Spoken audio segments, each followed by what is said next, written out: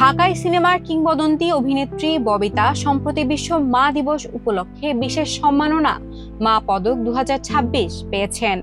শনিবার রাজধানীর একটি অভিজাত হোটেলে আয়োজিত অনুষ্ঠানে বরেণ্য অভিনেতা আবুল হায়াত তার হাতে এই সম্মাননা তুলে দেন।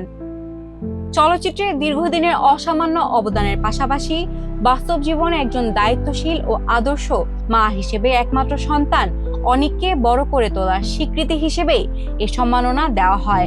মঞ্চের সম্মাননা গ্রহণের পর নিজের জীবনের সংগ্রাম, একাকিত্ব এবং মাতৃত্বের অভিজ্ঞতার কথা আবেগঘন ভাষায় তুলে ধরেন একসময়ের জনপ্রিয় এই নায়িকা।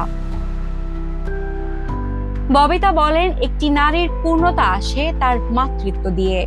সন্তানের চেয়ে বড় কোনো অর্জন একজন মায়ের জীবনে নেই। বক্তব্যের এক পর্যায়ে তিনি সন্তানের জন্মের পরের দিনগুলো এবং স্বামীর অকাল প্রয়াণের পর জীবনের কঠিন সময়ের কথাও স্মরণ করেন।